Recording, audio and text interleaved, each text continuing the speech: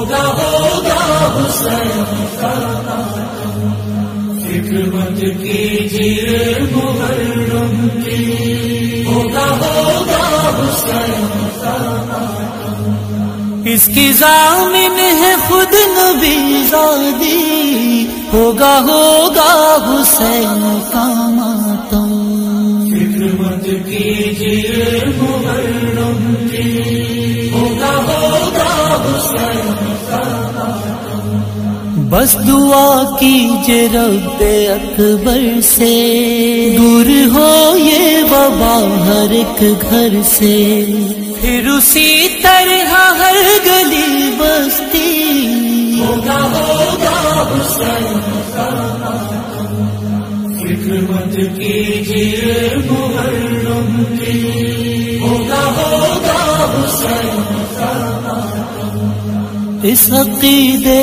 پہ بس رہیں قائم، ہم سے راضی ہو فاطمہ ہر دم، جب تلک مرضی آکی ہے مرضی، ہوگا حسین کا ماتم، فکر مت کیجیے محرم کی، ہوگا حسین کا ماتم، کوئی مشکل ہو کوئی آفت ہو، دل میں گر کربلا سے الفت ہو، رک نہ پائے گی یہ عزاداری، ہوگا حسین کا ماتم، فکر مت کیجیے محرم کی، ہوگا حسین کا ماتم، ہم عزا خانے پھر سجائیں گے، فرش مجلس یوں ہی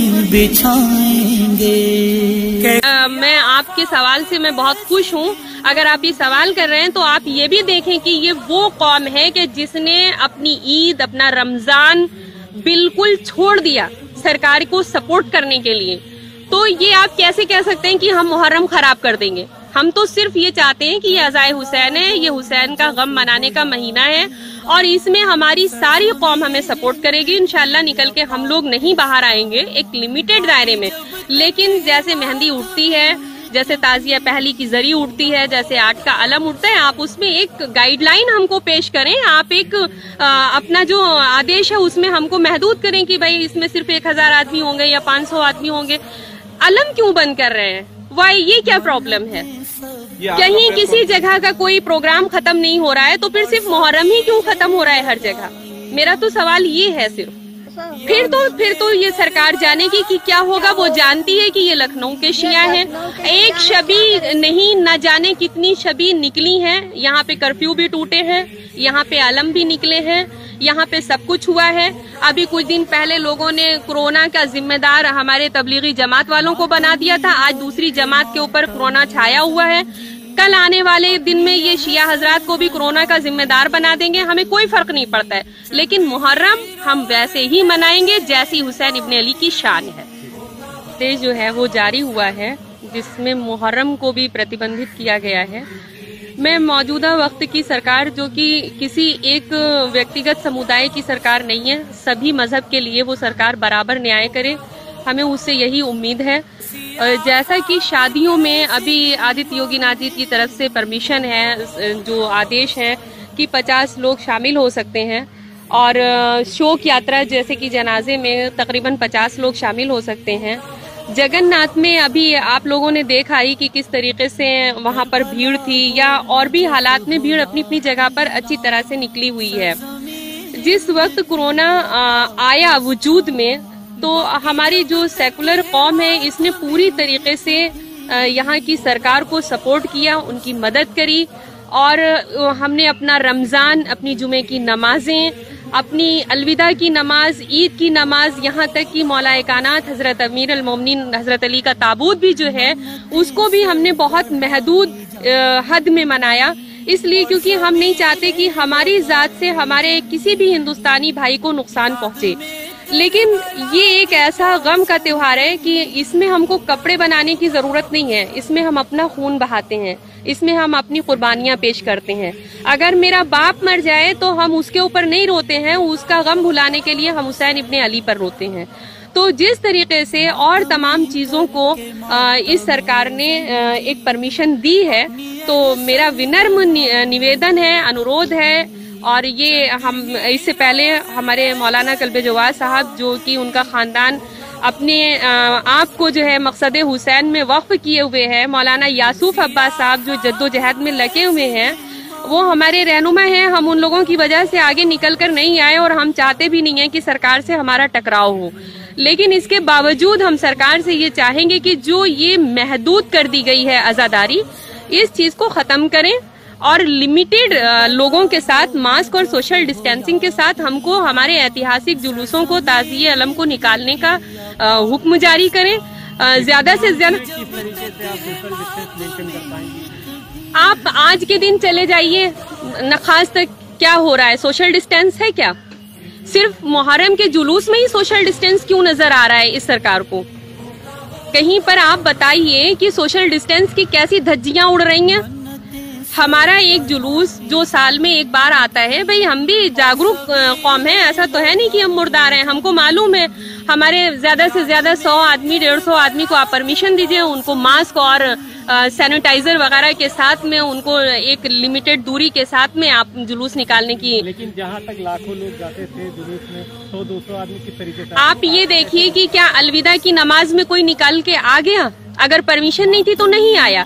عید کی نماز میں کیا کوئی نکل کے آ گیا؟ جب پرمیشن نہیں تھی تو نہیں آیا۔ ہم کبھی بھی سرکار سے ٹکراؤ نہیں چاہتے ہیں، لیکن اگر وہ ہم کو ایک لمیٹڈ لوگوں کے ساتھ باہر نکلنے کا آدیش دے گی تو 2-4 ادھر یا 2-4 ادھر ہو سکتے ہیں، لیکن اگر یہ کہا جائے کہ ہم بے وجہ نکل آئیں گے تو ہم اپنا محرم خراب نہیں کرنا چاہتے ہیں۔